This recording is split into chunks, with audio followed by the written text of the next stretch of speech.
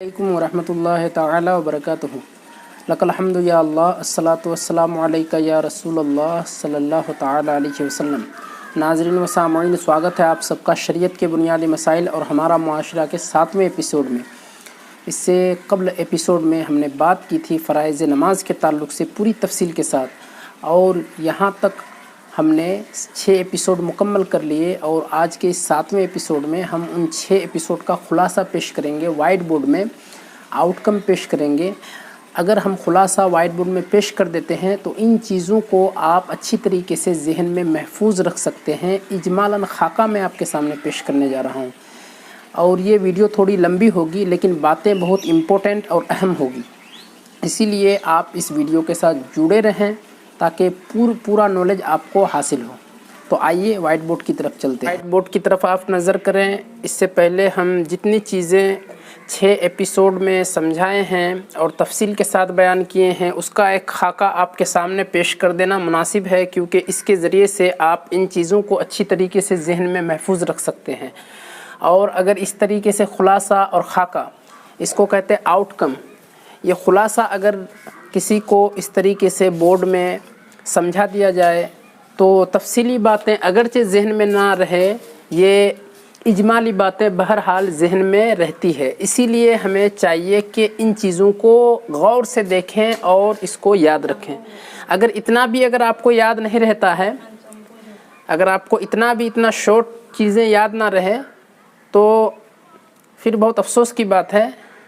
मैं तवज्जो चाहूँगा। देखिए,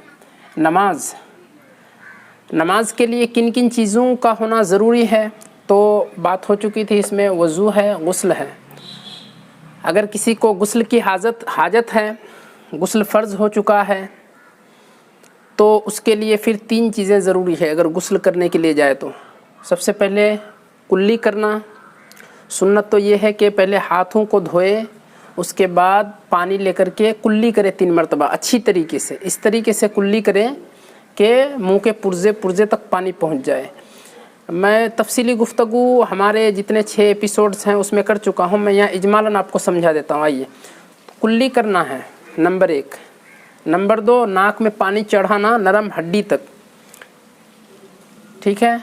और तीसरा क्या है, पूरे जिस्म पर पानी बहाना। ये फ़राइज़ गुस्ल है, इसके बगैर गुस्ल नहीं होगा। अब आइए वज़ू की तरफ चलते हैं। जब नमाज के लिए इरादा करें, अगर वज़ू ना हो तो वज़ू करना ज़रूरी है। देखिए, नंबर 1, इसके लिए भी 4 चीज़ें फ़र्ज़ हैं। इन 4 चीज़ों के अलावा वज़ू होगा ही नहीं अगर इनमें से कोई एक छूट जाए तो। नंबर 1, चेहरा का धुलना। चेहरा धुलने का मिक़दार क्या है वो भी मैंने समझा दिया है। जहाँ से बाल जमता है पेशानी में, वहाँ से लेकर के ठोरी तक, और एक कान के लौ से दूसरे कान के लौ तक। तो चेहरा धुलना, दोनों हाथों का धुलना कहनियों समेत, और सर का मसह करना, और पाँव का दोनों पाँव का टुकनों समेत धुलना। तो ये 4 चीज़ें फ़र्ज़ हैं। 1, 2, 3, 4। अगर ये इन चारों में से कोई एक छूट जाए, ज़र्रा बराबर भी छूट जाए, तो उसका वज़ू नहीं होगा। जब वज़ू नहीं होगा तो नमाज भी नहीं होगी। ये गुस्ल और वज़ू पूरी बात हो गई।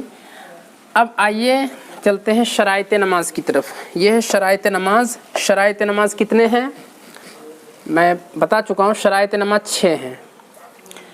नंबर 1, तहारत। जैसा कि गुस्ल और वज़ू के बारे में आया ना, तो पूरे तौर पर पाया जाना चाहिए गुस्ल और वज़ू का। अगर कोई शख्स नमाज पढ़ने का इरादा कर रहा है और मुसल्ले पर खड़ा हो गया है तो उसके लिए इन दोनों का पाया जाना ज़रूरी है। यानी गुस्ल अगर वाजिब था तो पूरे तौर पर गुस्ल करना, और अगर वज़ू वाजिब हो गया था तो वज़ू कर लेना। और नवाक़िज़ वज़ू भी मैंने बता दिया है। बहरहाल, तो तहारत यानी पाकी होना, हद से अकबर, हद से असगर, छोटी नापाकी, बड़ी नापाकी, नजासत गलीज़ा, खफीफ़ा, बदन, कपड़ा और जगह का पाक होना। तहारत मीन्स पाकी, यानी बदन, कपड़ा और जगह का पाक होना, चाहे वो हद से अकबर हो, हद से असगर हो, कोई भी चीज़ हो, इन चीज़ों से तहारत हासिल कर लेना। नंबर 2, सत्रे औरत का होना। सत्रे औरत मीन्स होता है कि नाफ से लेकर के, मर्द के लिए नाफ से लेकर के घुटने तक اپنے بدن کو ڈھانکنا فرض ہے. کم سے کم اگر کپڑا نہیں ہے تو اتنا ہونا شرط ہے, اور اگر کپڑا ہے تو پورے جسم کو ڈھانک لیں جہاں تک مرد جس طریقے سے کپڑا پہنتے ہیں. تو یہ ستر عورت دوسری شرط ہے. تیسری شرط ہے استقبال قبلہ, یعنی قبلہ کی طرف رخ کرنا, کعبہ کی جانب رخ کرنا. اگر کوئی شخص قبلہ کی جانب رخ نہیں کرتا ہے تو بھی اس شخص کی نماز نہیں ہوگی, یہ بھی شرائط نماز میں سے ہے. چوتھا وقت کا پایا جانا, وقت سے پہلے اگر کوئی نماز پڑھتا ہے تو اس کی نماز بھی نہیں ہوگی. پانچواں نیت کا ہونا کہ کون سی نماز پڑھ رہے ہیں, فرض ہے, واجب ہے, سنت ہے, نیت پایا جانا. اور تکبیر تحریمہ کا ہونا. تو 1 2 3 4 5 6 6 شرطیں کس کی ہیں؟ نماز کی. یہ نماز کی 6 شرطیں ہیں. طہارت, ستر عورت, استقبال قبلہ, وقت, نیت, تکبیر تحریمہ. آپ ذہن میں اس کو نوٹ کریں اور محفوظ کر لیں. اب آئیے فرائض نماز کی طرف چلتے ہیں. فرائض نماز کتنے ہیں اس کی طرف بڑھتے ہیں. یہ دیکھیے فرائض نماز 7 ہیں. یہ ہے فرائض نماز 1 2 3 4 5 6 7. فرائض نماز کتنے ہیں؟ 7 ہیں. نمبر 1 پہ ہے تکبیر تحریمہ. تکبیر تحریمہ یعنی اللہ اکبر کہنا. اور نمبر 2 ہے قیام, کھڑا ہونا. اگر کوئی قیام پر قدرت رکھتا ہے اور وہ کھڑا نہیں ہوتا ہے تو اس کی نماز نہیں ہوگی. قیام بھی کیا ہے؟ فرائض نماز میں سے ہے. قرات کرنا یعنی ایک سورت کا پڑھنا الحمد شریف کے بعد, یا 3 چھوٹی چھوٹی آیتوں کا, یا ایک بڑی آیت جو 3 چھوٹی آیتوں کے مقدار کو پہنچ جائے اتنی قرات کرنا فرض ہے. یہ ہے چوتھا رکوع کرنا. رکوع کرنا بھی فرائض نماز میں سے ہے. فرض اس کو کہتے ہیں کہ اگر وہ چھوٹ جائے تو, اگر نماز ہے, نماز کے فرض میں سے کوئی چھوٹ جائے تو نماز نہیں ہوگی. وضو ہے, وضو کے فرض میں سے کوئی چیز چھوٹ جائے تو بھی نہیں ہوگی. اور شرائط نماز بھی اسی طریقے سے ہیں. ان میں سے کوئی چیز اگر چھوٹ جائے تو نماز نہیں ہوگی. اسی لیے میں ان چیزوں کا خاکہ بنا دیا ہوں. تو رکوع کرنا, رکوع کیے بغیر اگر کسی نے نماز پڑھا تو نماز نہیں ہوگی. اسی طریقے سے سجدہ کرنا, ایک رکعت میں 2 سجدے ہیں تو 2 سجدہ کا پایا جانا. قعدہ سے یہاں مراد قعدہ اخیرہ ہے, یعنی 4 رکعت والی نماز کے آخر میں جو بیٹھ کر کے ہم لوگ اتحیات پڑھتے ہیں اور پھر سلام پھیرتے ہیں, وہ والی قعدہ, وہ والا قعدہ. قعدہ اولیٰ تو واجب ہے, قعدہ اخیرہ فرض ہے. اور خروج یعنی خروج بسنعی ہی جس کو کہتے ہیں, یعنی اپنے کسی فعل سے نکلنا, سلام پڑھ کر کے, السلام علیکم ورحمۃ اللہ پڑھ کر کے نکلنا, نماز سے نکلنا. تو 1 2 تکبیر تحریمہ 1, قیام 2, قرات 3, رکوع 4, سجدہ 5, قعدہ اخیرہ 6, خروج بسنعی ہی 7. یہ 7 چیزیں نماز میں فرض ہیں. اس کو بھی اچھی طریقے سے ذہن میں محفوظ کر لیں. اب آئیے نماز کے واجبات کتنے ہیں؟ نماز کے واجبات 18 ہیں. 18 واجبات کتابوں میں, فقہ کی بڑی بڑی کتابوں میں بیان کیا ہے, اور بھی باہر شریعت ہے. اردو کتابوں میں تو 30 تک شمار کرا دیا ہے, لیکن میں یہاں زیادہ نہیں بیان کیا کیونکہ یہاں جگہ کی قلت ہے.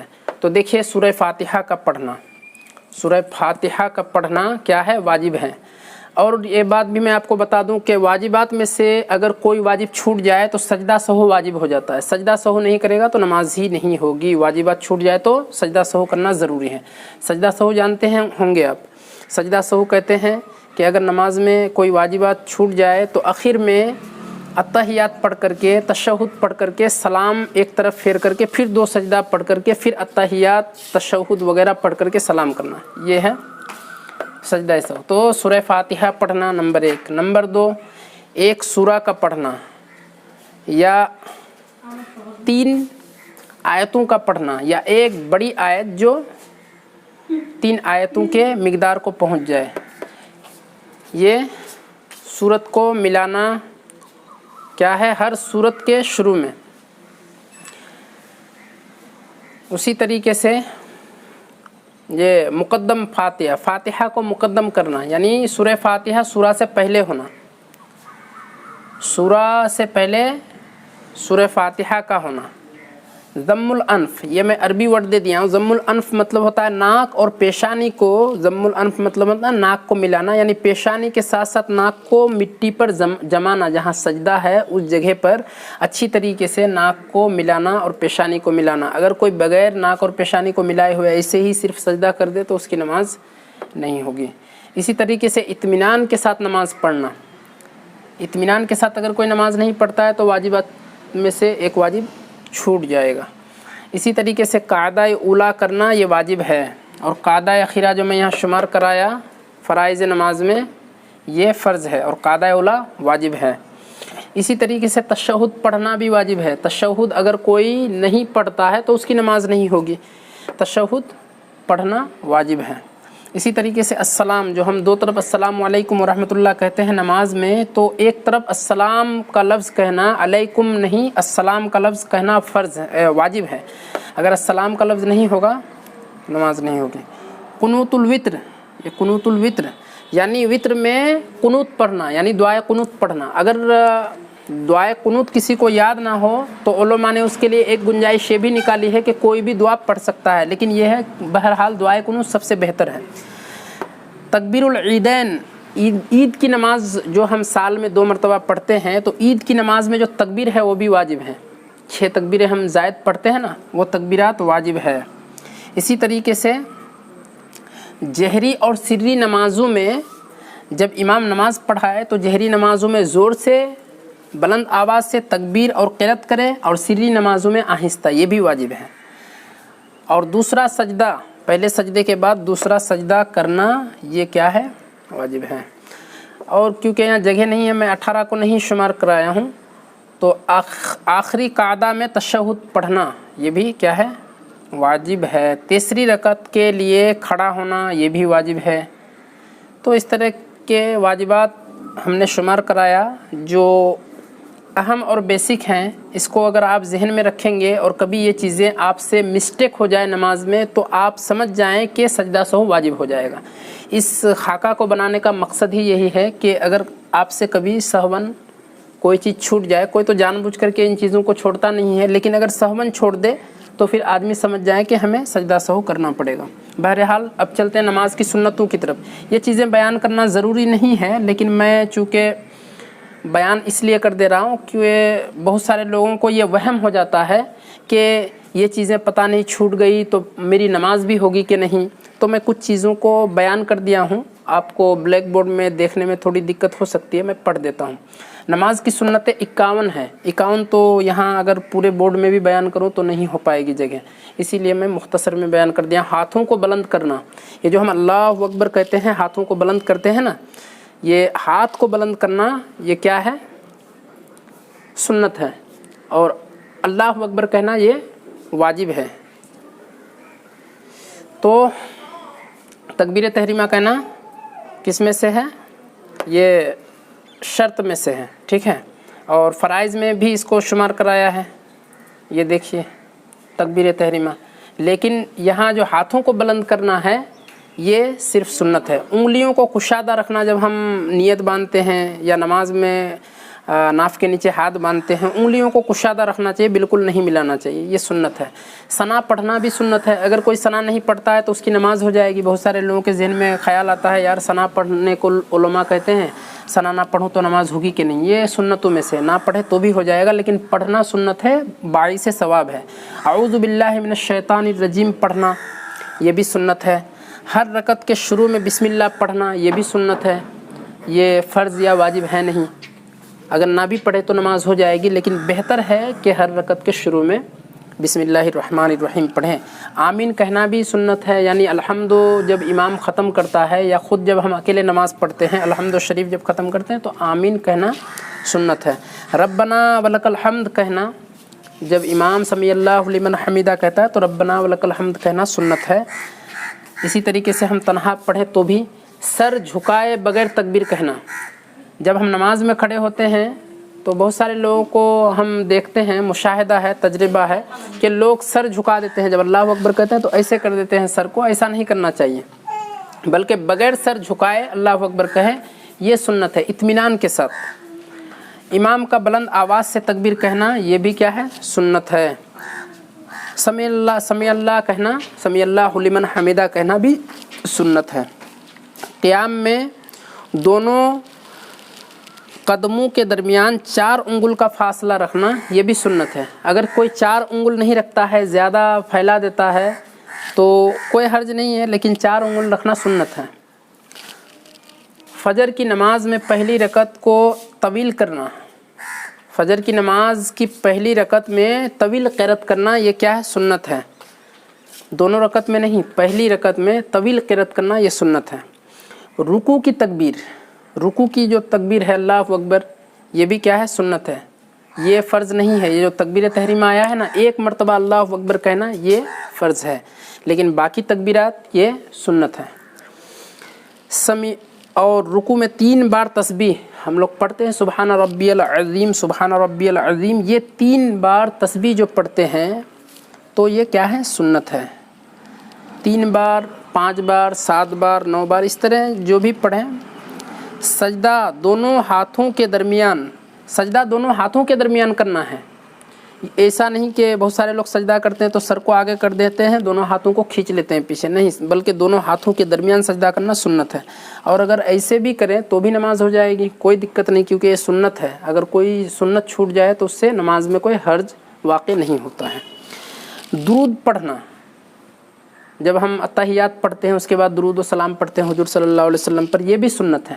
اگر کوئی درود نہیں پڑھتا ہے، جیسا کہ ہم درود ابراہیم پڑھتے ہیں 5 وقت کی نماز میں، درود نہ بھی پڑھے تو بھی نماز ہو جائے گی، یہ نہ سوچیں کہ نماز نہیں ہوگی، لیکن بہتر ہے کہ ہم نماز میں بھی درود پڑھیں، اس میں بہت ثواب ہے۔ اسی طریقے سے شہادت میں اشہد ان لا الہ الا اللہ جب کہتے ہیں تو انگلی کو اٹھانا، نماز کے مستحبات اب یہاں اور بھی بہت سارے ہیں، 51 سنتیں ہیں، یہاں میں اتنے نہیں بیان کر سکتا، لیکن کچھ بیان کر دیا آپ کو۔ پھر نماز کے مستحبات بھی ہیں، نماز سجدے کی جگہ کو دیکھے، امام نماز کو قد قامت الصلاۃ پر شروع کرنا، مطلب قد قامت الصلاۃ جب مؤذن کہہ دے اس وقت نماز شروع کر دے، یہ مستحب ہے، اور بھی بہت ساری چیزیں ہیں۔ بہرحال میں اپنی گفتگو کو یہیں پہ ختم کرتا ہوں۔ السلام علیکم۔